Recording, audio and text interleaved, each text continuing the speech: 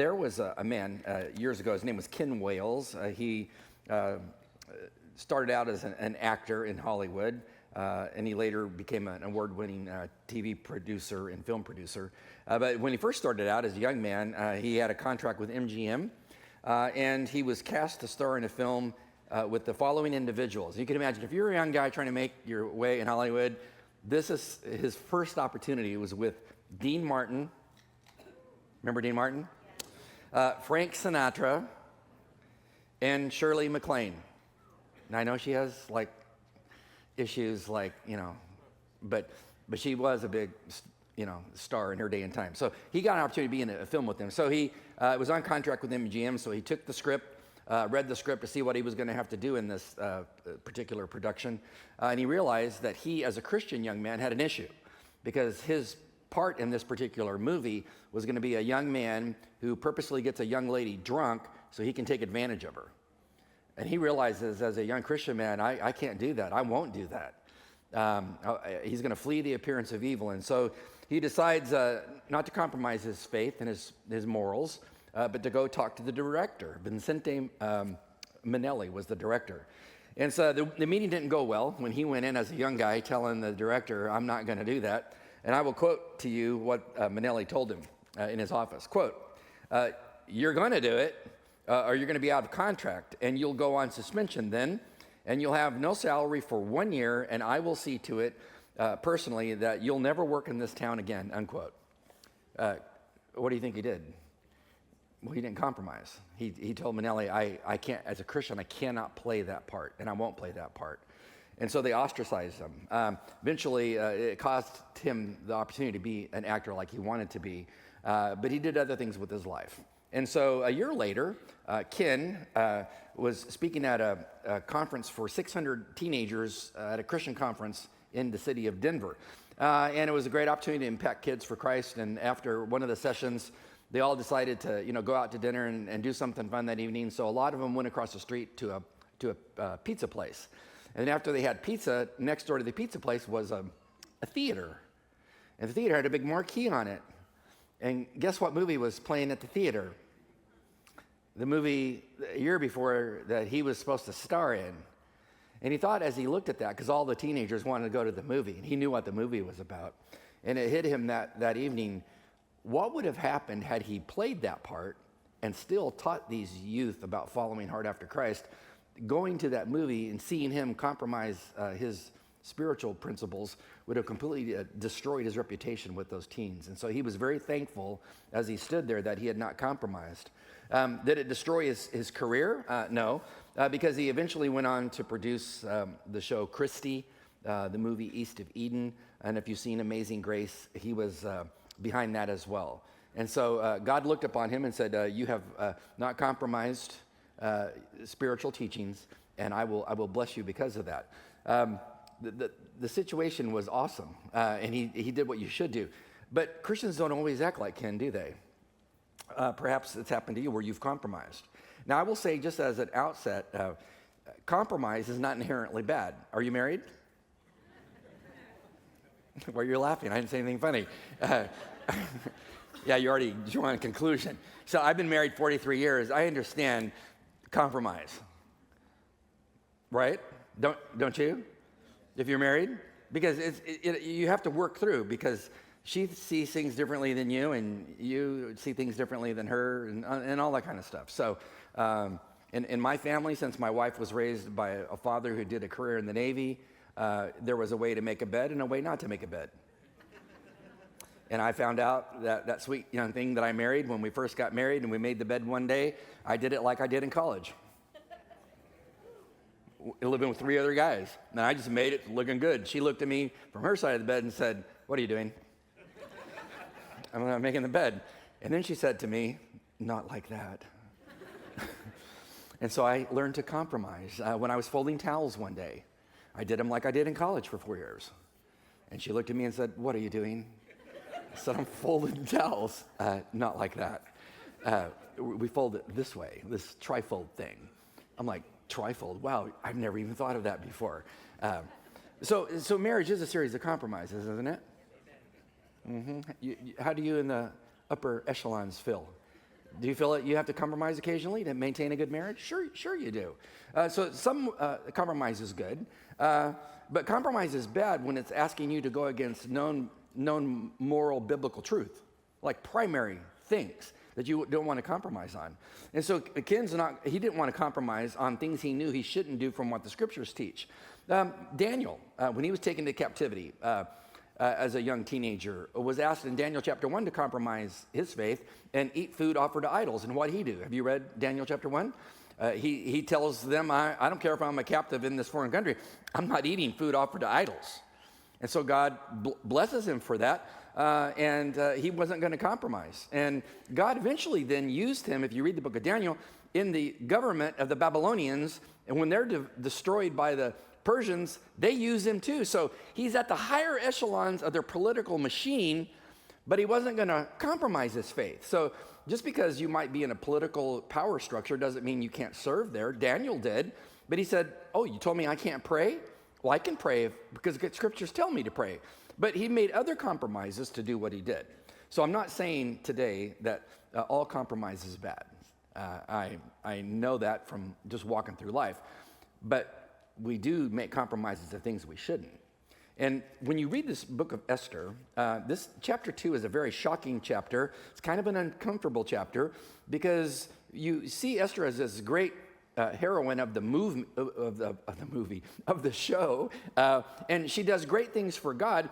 But when you look at chapter 2, you see a young woman who's compromised, if you pay attention. And the thing is, when you compromise and do that which God tells you not to do, is he finished with you? Because he does pour his blessing out on the Christian who doesn't compromise, like a Daniel.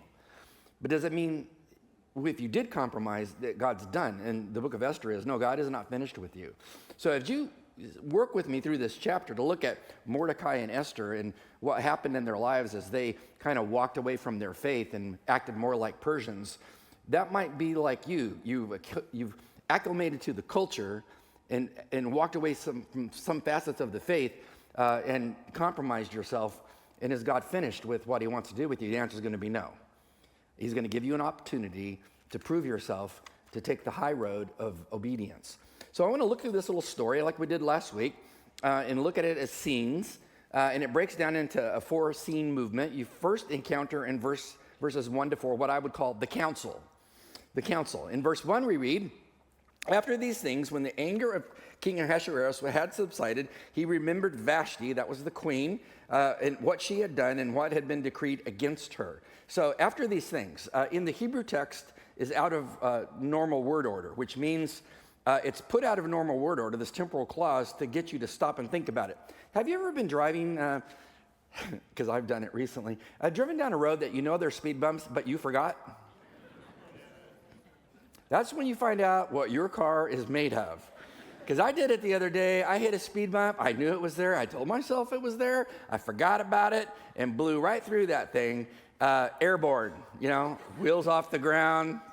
Hit, your head's on the ceiling of the car. It's going to hurt. Bam. And, it's like, it's terrible. It gets your attention, doesn't it? And that is what this temporal clause is there for. It's out of normal word order in the Hebrew text to get your attention that something big is going to happen. The other thing is I asked myself, okay, something big is going to happen, but I also asked myself as an interpreter, where's the first time that temporal clause is used in the Old Testament? That's very important. And what I found is it's first used in Genesis chapter 15, verse 1, where it says, and after these things. And then what's significant about Genesis 15:1? Well, Genesis 15:1 is where God tells Abraham, I'm gonna bless the world through this covenant I've made for you, this unconditional covenant. I'm gonna give you a son in your old age. I know you think it's impossible. I'm going to do it. And I'm gonna bless the world with the Messiah that's gonna come through your loins and your people. Trust me, the Messiah is gonna come. And it's all about the Abrahamic covenant that God's gonna bless the world through the Jews. What's the world think today? Opposite of that the Jews are the problem. And that if we just eradicate them, the world would be such a better place. That is from the devil himself. It's the other way around. That God told Abraham in Genesis 15, I'm going to bless you as the father of this nation, and through you will come the Messiah who will be the Redeemer, and it's going to happen. You're not going to get eradicated as a people. And so when you look at the book of Esther, which is a book about Haman trying to eradicate the Jews, it's his version of the river to the sea thing, genocide. He wants to wipe them all out toward the end of the book. I think this temporal marker draws upon Genesis 15:1 grammatically to tie the two together, where the author's merely telling you, oh, the Lord used this first with Abraham to say, I'm going to save my people, and they're going to bless the world. The other thing about the temporal marker, and I'm sorry to spend so much time on a temporal marker, but they are important. Don't you love them? I do. What else can we draw out of a temporal marker? Well, it says after these things. Well, after what things? Well, after the things that just happened in chapter 1, which leads to another question. If it's a temporal situation between the two chapters, how much time evolved or elapsed between those two chapters? Did they just happen sequentially? Answer, no. If you go back to chapter 1, as I told you, happened in 443 BC. It happened in the third year of his reign that he had that huge big party to raise money to go fight Greeks. In chapter 2, verse 12, Esther is going to be brought into the king's private residence in the 7th year of his reign, which is going to be 479 BC. So the difference between 483 BC and 479 BC is 4 years. So how much time elapsed between chapter 1 and 2? 4 years. 4 years, which leads to another interpretive question. What happened in those 4 years? Well, he forbid the queen to come in his presence anymore because she wouldn't obey his word to come into his drunken party to show herself off to all of his friends. So he got rid of Queen Vashti. He now needs another queen, but he's raising money to take his country to war because he wants to destroy the Greeks, who were a hard problem for his father. So in those 4 years, he goes to war with Greece. If you study history, it didn't go well for him. In fact, even though he has superior numbers, he is the superior force, he's the superpower, he has more ships than they ever could dream of, they are going to beat him terribly. And he's going to go back to Persia as a defeated king. So when he gets to Persia, after 4 years, he gets to Persia as a defeated king, how do you think he felt in chapter 2? Well, he's probably despondent, he's probably discouraged, he's probably depressed, and he has no wife. Why? He got rid of her after a drunken party, remember? So in verse 1 it says, after these things, when his anger had subsided, because he had anger management issues, he remembered Vashti and what he had done. What had he done? He made a decree that she could never be the queen ever again. Now he's lonely for his wife. He's thinking to himself, man, I really loved her. What was I thinking? What is interesting, he has a problem because he passed a decree saying she couldn't be the queen anymore. What's interesting is this is going to be highly ironic because later in the story, he's going to have another wife, another queen, Esther, and he's going to have another decree that has been uttered from his mouth that is unalterable, and the next queen, the next wife, is going to be instrumental in getting him to reverse it. Now, getting ahead of ourselves, but what this is telling you is God is the God of reversals, of shocking reversals, that even though you thought something, there is no way that can be fixed, God's like, oh, watch me. And that's the book of Esther.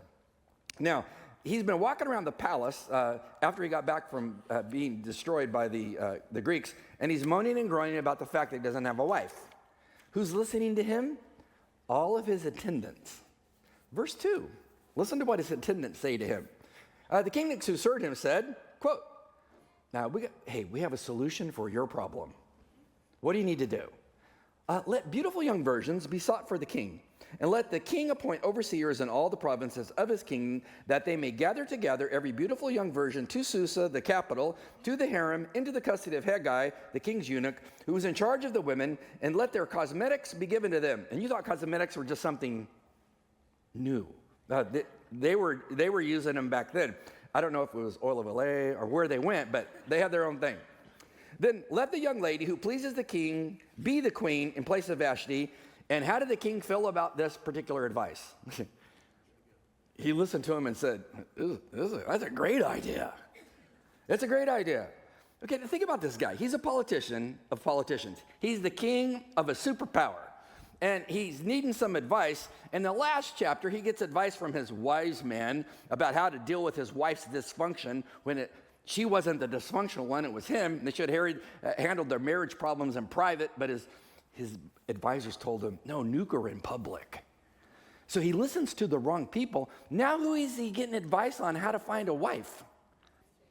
His butlers. Would you go to your butler for advice on who to marry? If you had a butler, let's pretend you're in England. You had a butler, would you go to them and go, hey, who do you think I should marry? And what kind of advice did they give him? What were they not concerned about in finding this? Notice what they didn't say. They didn't say anything about her inner character. They didn't say, is she a good thinker? They didn't care if she was a loyal person or not.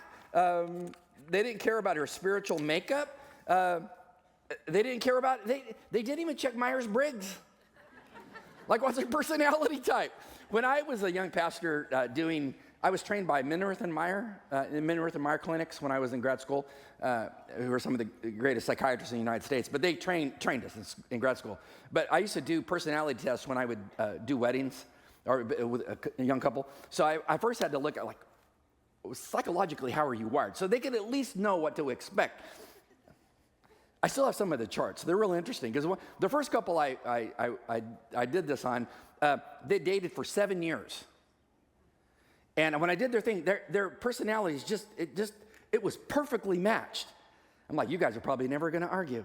I mean, it was just a perfect match. Other people, opposites, totally different. So I would tell them, you're social, she's antisocial. You're an extrovert, she's an introvert. So I could tell them, like, what to expect. They didn't ask anything about personality type. What were they looking for? She just had to be drop dead what? Gorgeous. These are men. She's just got to look good. Good form, good face, good function. That's it. Okay, I have to ask you, is a woman's worth just external? No? Men, I'm trying to help you here. No. Ladies, what would you say? No. That sounded really definitive. No. So here's what I would say the king should have told his butlers who gave him this lame advice. Here's what I'm just adding to the text. Here's what he should have said. Gentlemen, there's more to a woman than what she looks like. True beauty is internal. Outer beauty will fade. Inner beauty grows and flourishes in time. Isn't it the truth? Haven't you been to a high school reunion? I mean, think about it. Think what happened at that high school reunion. See, you're laughing, and I didn't even say anything funny. I mean, you got people at other tables going, I'm looking at a guy at another table. I told my wife, I used to fear Gordon. Now, I mean, he obviously kept on partying, drinking beer, because look at how he's out of shape. You know, looking at girls that no one would date in school, all of a sudden they're the prettiest girl there. You know what I mean? This happened to you? Now you're all quiet. Yeah. Well, think about it. Things change, don't they? What really matters? I mean, I've been married 43 years. What matters, you know? Well, all those internal qualities. I mean, that becomes a beautiful thing. And so they're not asking for that. They're just saying, what does she look like? Pick her based on what she looks like. Now, had he got his hands on the guy that invented eHarmony.com, Neil Warren Clark, that man, he has a book I have used with more young people over the years since I've been here. Once I found this book, it's called Date or Soulmate with a question mark. Did you hear me? Date or Soulmate. If you're dating, you need to buy this book. Yeah, he's a Christian. I think he's a Catholic Christian. He's a godly man. But he wrote this book, and it is an amazing book. My copy is well worn because I've used it in so many situations. If the king would have had this book, it's not what his butler said. Well, what does the man from eHarmony say you should be looking for to find that soulmate? Number one, you need to know yourself well first. You know, what kind of person are you? Learn yourself better than you ever thought you could. Number two, know what kind of mate you're looking for. I mean, what kind of woman, what kind of husband do I want? I mean, what kind of mate do I need? And he says, he tells you in the book, he lists them out. What are the 10 things you must have from him or her? What are the 10 things you cannot stand and do not want to be married to? Why are you so quiet? Must-haves. What are your must-have lists? And he gives you like 50 things to think about. I got to have these things. I got to have some of these things. And I'm not going to compromise. And make a list and then start dating before you get emotionally attached and you're not thinking clear. Know what your list is and you got 10 things on there, and they don't have 7 of them, it's not a soulmate. And if they're, well, what are the things you can't stand? Well, the guy's he's got to be clean. he's got to put away stuff. I don't want a guy that just, takes off his boots and throws his jeans and belt and everything. I mean, I want all that stuff put away. I want things organized. If you're dating him and you're saying he's not organized, hello, what's God telling you? It's probably not the guy for you.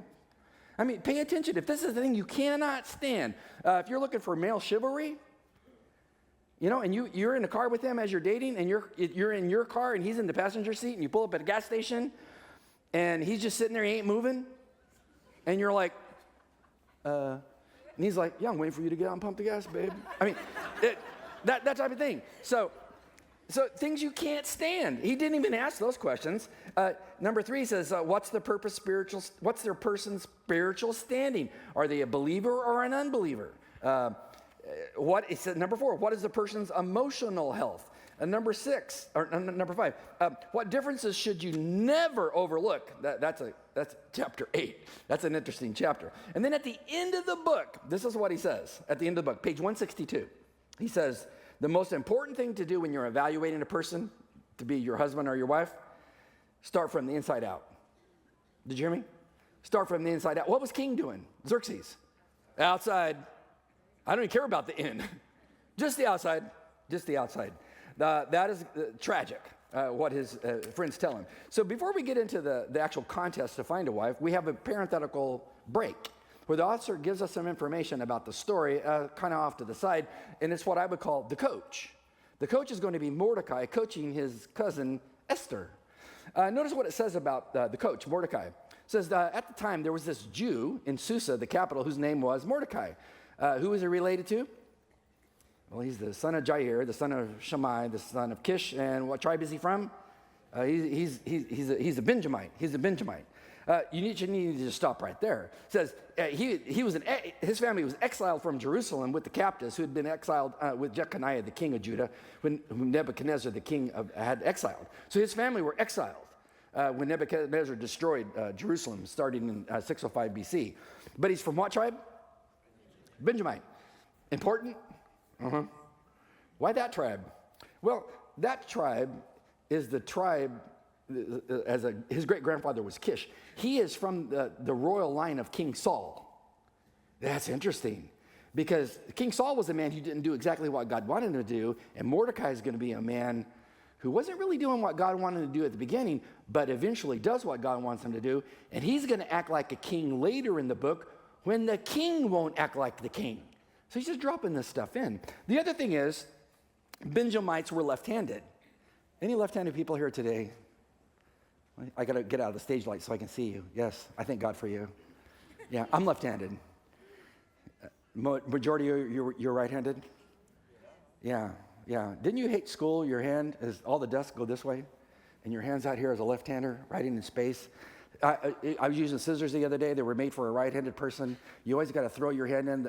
That's why I always cut like this. It's just, it's hard. Everything's hard but a left-hander. But the left-handers in Israel, the Benjamites, they were the special ops. How do I know that? Because I read the Old Testament. They were the slingers, not swingers. Slingers. They were the guys that, and I have some of these ancient lead balls that have a point to them that they would pour for weaponry for the military that they found in Israel. And this is what the slingers would use, the Benjamites. They would sling with this left hand and then let it go as the sling is tied to their little pinky. They would let the leather strap go and sling those projectiles at their enemy. They were very precise. But they were left-handed. Why is that important? Because when you attacked the city, the gate wasn't just a straight-on shot at the gate. If that screen was the gate, they would build a box in front of it and put the gate over there to get to that gate. So if you came this way, they knew most soldiers were right-handed. So if you're a right-handed soldier, where's your shield? Left hand? So if you attack the main gate through the first gate, you have to turn to the left to attack that gate. Where's your shield? Left hand. Where's the archer? He's on your right-hand side. You're dead. But if you were Benjamite, where's your sword? Or where's your shield? Right hand. You turn to attack that gate, they can't shoot you. See, the left-handed people got the edge. They're special ops. I don't know what our Army's thinking at Fort Bragg, but hopefully some special op guys, like the whole unit's left-handed. I mean, historically, that's what the Benjamites were. That's Mordecai. He comes from this tribe known for great battle as warriors. And the tribe of Benjamin was just north of Jerusalem, sandwiched between the tribe of Judah and then the 10 tribes of Ephraim, the northern tribes. They're sandwiched in between them on the main road between the north and the south and the east and the west. So if anybody had to know how to defend their land, it was them. They were brave. And this is who Mordecai is. He's from that tribe. He's going to live up to the name of his tribe. He's going to become a warrior, and God's going to give him a chance to do that. What was his name? Mordecai. Jewish name or Persian name? Persian name. It's a derivative of the Babylonian god Marduk. They renamed him to get rid of his ethnicity. That's what happened to Daniel in chapter 1 when he and his three friends, Shadrach, Meshach, and Abednego, got renamed. They got renamed. That happened when you were taken into captivity. It says in chapter 2, verses 1 to 5, he was bringing up Hadassah, that is Esther, his uncle's daughter, for she had neither father nor mother. Now the young lady was beautiful of form and face, and when her father and her mother died, Mordecai took her as his daughter. So he's a very brave man, a very powerful man, probably well connected as a man from the royal line with people at the city gate where we're going to see him frequently. And the city gate is where you did business. A lot of transactional things happened there. So he's probably a well-connected man. And his cousin's parents die, and he takes her in as his daughter. Her name is Esther. Esther is her Babylonian name, related to the goddess Ishtar, or the love goddess in their pantheon. Her Hebrew name is Hadassah, which means myrtle tree, which has a beautiful star-like flower. It's one of my favorite trees. I have several of them in my yard.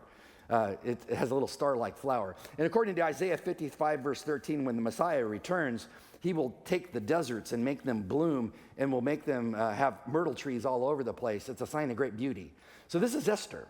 Has a Babylonian name like her cousin Mordecai, and we're getting an inkling that something may not be right with the two of them. Next thing, there's this huge contest, which is basically like a beauty pageant.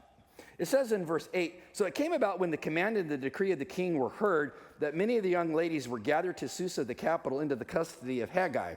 That Esther was taken to the king's palace in the custody of Haggai, who was in charge of all of the women. Now, there are some who believe that she, along with all the other women, were made to come here, translated, forced to come here. I do not take that position because the word here that is used to gather is the Hebrew word kavas. And if you do a lexical study of the word kavas, it doesn't mean to forcibly remove somebody to another location. When you came here to church, we could say you gathered here today. Did anyone force you? No. You just came because you want to come to worship, be with other Christians, etc. So that's kavas. That's on your own free will you came. That's the word that is used here. So this doesn't mean she was thrust there into this situation. This has huge connotations.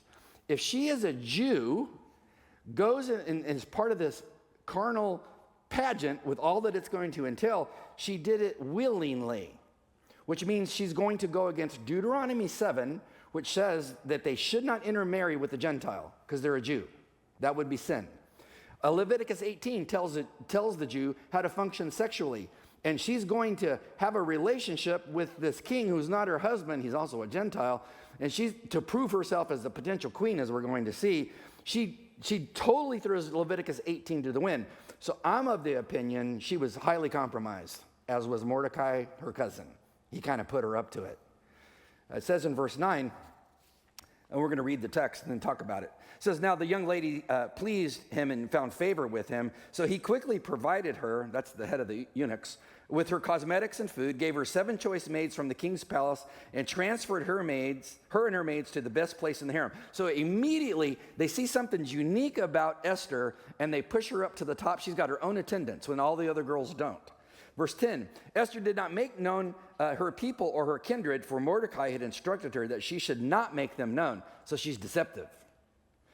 Every day Mordecai walked back and forth in front of the court of the harem to learn how Esther was and how she fared.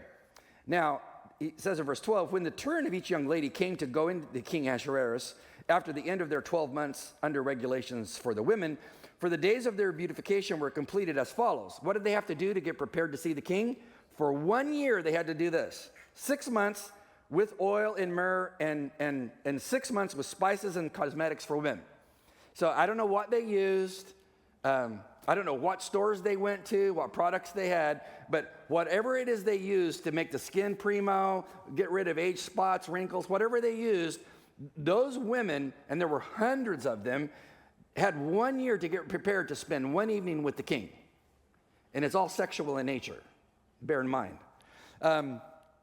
It says in verse 14, in the evening she would go in, and in the morning she would return to the second harem, to the custody of Ashgaz, the king's eunuch, who was in charge of the concubines. So they went in for a sexual contact with Xerxes one time. It says she would not go into the king again unless the king delighted in her and she was summoned by name.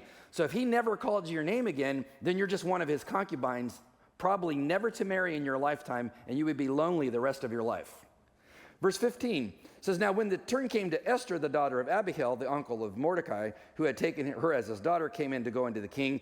She, unlike the other ladies, didn't request anything except that Haggai, the king's eunuch, who was in charge of the women, advised her. So she knows, if anybody knows Xerxes and his taste, it's that man. I'll do what he says. It says, and Esther found favor in the eyes of all who saw her. And Esther was taken to King Ahasuerus to his royal palace in the 10th month, which is the month of Tebeth, which is in the Jewish religious calendar. That's either December, late December, or January. Of what year? 479 or 478 BC. So she didn't get to go see the king until he had been with women, a woman a night, for 10 straight months. Think of the perversion. Now, how would I even think she's compromised? Number one, Deuteronomy 14 told the Jews how to eat, what was kosher, what was non-kosher. It's very explicit. So God said, I want my people to be distinct from all others. Holiness is about being distinct. And so you can eat this, but you can't eat that. What did I just read to you? You read to you when they took Esther, the queen, and gave her her little group of attendants and stuff. It says they gave her cosmetics and they gave her food. It doesn't say the food was kosher. So what was she eating? Pork sandwich? Whatever they Persians ate, she ate. And their food was probably dedicated to a false god. So she's compromised just in doing that. Number two, she hid her Jewishness from the Persians around her. So they thought she was a Persian from her words and her actions. But she's deceiving them. Why? Mordecai told me not to say anything. Just hide the fact that you're a Jew. So I would question the motivations of Mordecai, because he doesn't know the story that's going to be they're going to try to bring genocide to the Jews. He doesn't even know that. I think he's looking for a power position. And he's pushing his cousin to go do this. So she's using deception to get ahead. All you got to do is read the Old Testament. Exodus 20:16, 23 verse 1 is very explicit. God says you should not bear false witness. You should not lie and deceive. She's going to do the exact thing that God said don't do. The third thing, she entered the contest knowing that each woman would have a night with the king. So after Josephus, the Jewish historian, if you read Josephus' book, he says that the king had 400 women before he ever got to Esther. Think of the perversion of this man. She should have said, I will not do this. But she goes in and does it anyway. And this defies the commands that I just listed from the book of Deuteronomy and Leviticus chapter 18. Did she know those things? Sure. How do I know that? Deuteronomy 6, verses 4 to 5. Says, hear, O Israel. It's the great Shema of Israel. God says, Shema, hear, O Israel. The Lord is our God, the Lord is one. You shall love the Lord your God with all of your heart, with all of your soul, and with all of your might. And these words from the Torah, which I am commanding you today, shall be on your heart. You shall teach them, if you're a parent. You will diligently teach them to your sons. You shall talk to them when you sit in the house and when you walk by the way, when you lie down and when you rise up. You will teach them. Don't you know that she had been taught this? That's how their country functioned. So she knew the law. She just chose not to do what the law said. Her story can become our story quickly. You walk out of church today, you know exactly what the Word of God says.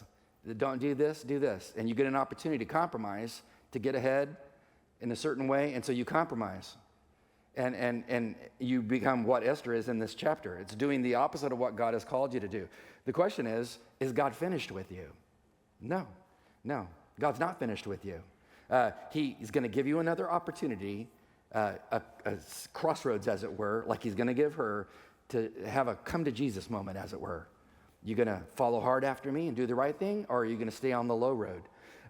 She was a compromised young lady, but God wasn't finished with her, and neither was God finished with you. It also tells us that in her compromise, she found favor. She found favor with all who saw her. She found favor with Haggai, in charge of all of the ladies. She found favor with the king. When you study that phrase, to find favor, it's a great statement in the Old Testament, because people that find favor in the Old Testament are finding favor from God. And he pours his favor out upon those who are obedient, who don't compromise. Like Daniel. It says in Daniel chapter 1, verses 8 to 9, that Daniel found favor with God because he didn't compromise and eat the tainted food to the Babylonian gods. So he found great favor. God blessed him. Ezra, the great scribe who rebuilds Israel after the Jews go back to Israel, chapter 7, verse 6, he finds favor. Nehemiah, when he rebuilt the walls, in Nehemiah chapter 2, verse 8, he found favor. But does that mean that God doesn't show favor to a Christian if they compromise? No. Because we see it in the life of Esther. It's not being poured on her, but the favor is still there, which tells you, I don't care what you did. God forgives sin. He forgives compromise. And he says, okay, now let's move forward. I got other plans for you. Will you follow me? When she stepped into that position, God's going to circumvent her sin and give her an opportunity to step up to the plate and do great things. The story ends with what I would call as the coronation, verses 17 and 18. It says, the king loved Esther more than all the women, and she found favor and kindness with him more than all the virgins, so that he set the royal crown on her head and made her queen instead of Vashti. And then notice what he does. He does what he does best. He throws a party. He gave a great banquet. What do you call it? Esther's banquet. For who? For all of his princes and his servants. He also made a holiday. This is Esther's federal holiday. It's for all the provinces. And then he said, hey, this isn't enough. I am so excited about my new wife. I'm going to give everybody in the country a gift. How would you do that if you didn't have Amazon? I'm just wondering. He's going to give everybody that he knows about a gift. Who knows what it was? It doesn't tell us what it was. But he's so excited about her. But from God's perspective, the young woman had compromised. And her cousin was kind of part of that too, Mordecai. But remember, he's a warrior. He's just going to be given an opportunity to become a spiritual warrior. And as we're going to see when we get to the end of this chapter, he's going to act like God wants him to act and head in a different direction, and so is she. So look at your life. Where have you compromised right now? I mean, something primary. Some compromise is necessary, but something primary where God said, don't compromise that. And you did. And you feel bad about it. You have guilt about it. Well, confess that to the Lord. He'll forgive you. And then say, Lord, now what do you want me to do? Because he's not finished with you. And you'll be given an opportunity like Ken Wales, to do the right thing. And he'll help you do that. Let's pray. God, thank you for a story that's, it's real. We live in a world with many tests like this. And sometimes we fail and don't do well. May we never lose sight of the fact that you are the good shepherd.